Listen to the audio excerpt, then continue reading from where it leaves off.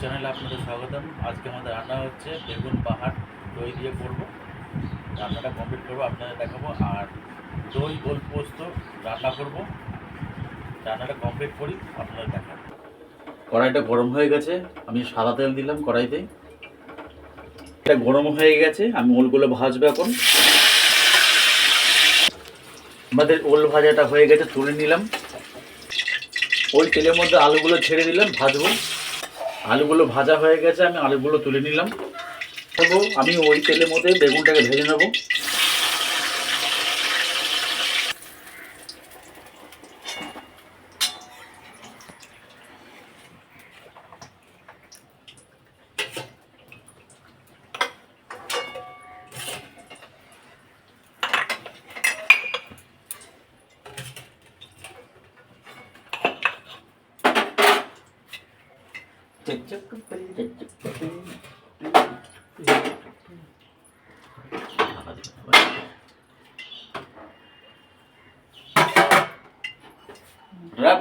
দাঁড়াও দাঁড়াও, এখানটা জল জল হয়েছে না, ফোনটা রাখা যাবে না।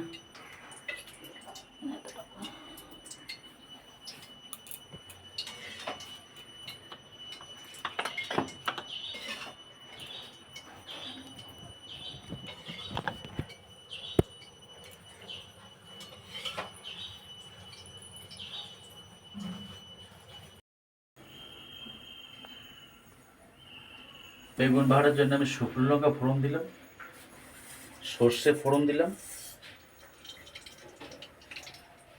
কারি পাতা ফোড়নও দিলাম, জিরে আর আদা বাটা ছিল, আমি এটা তেলে দিয়ে দিলাম। আমি সামান্য নুন দিলাম, বেগুনে নুন দেওয়া ছিল, অল্প একটু হলুদ দিলাম। মশলাটা ভালো করে কষাই, তারপরে দইটা দিলাম। আমাদের মশলাটা কষানো হয়ে গেছে, আমি এবার দইটা দিলাম ওর মধ্যে।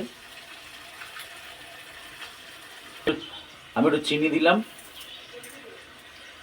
এবার একটু কষিয়ে নেবো ভালো করে, তারপরে বেগুনটা ছেড়ে দেবো, তাহলে আমাদের বেগুন বাহার হয়ে যাবে। সামান্য একটু জল দিলাম আমি।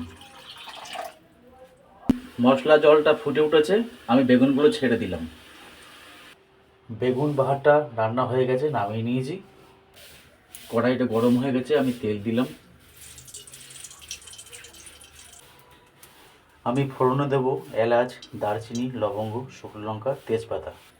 তেল গরম হয়ে গেছে, আমি গরম মশলা সব দিয়ে দিলাম তেলে।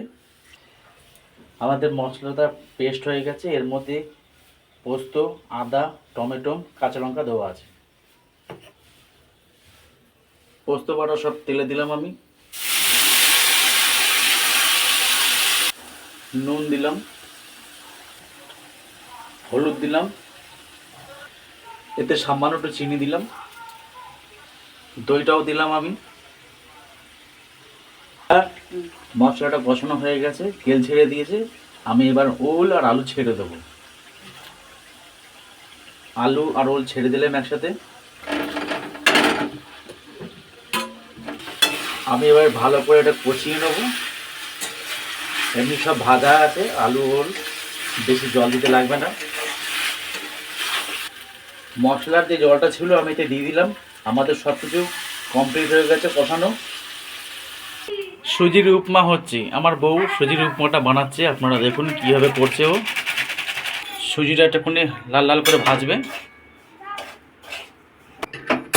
সুজিটা হালকা ব্রাউন ভাজা হয়েছে, এটা নামানো হয়ে গেল। কড়াইতে তেল দিল,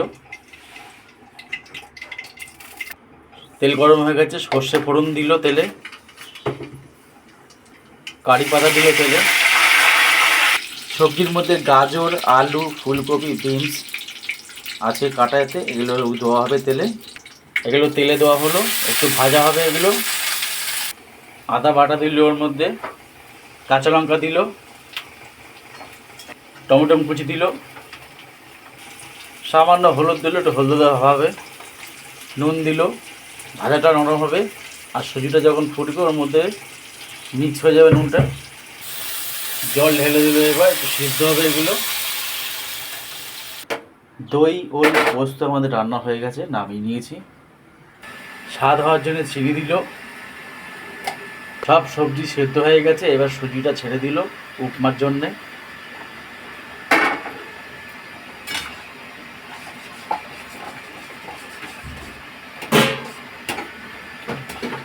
সুজির উপমাটা হয়ে গেছে, নামিয়ে নিলাম। এইভাবে বাড়িতে রান্না করে খাবেন, খেতে খুব ভালো লাগবে। বাচ্চারাও খেতে ভালোবাসবে, বড়রাও খেতে ভালোবাসে। নানা রকম জিনিস নানা রকম দিনে করে খাওয়াবেন, সবাই খেতে ভালো লাগবে।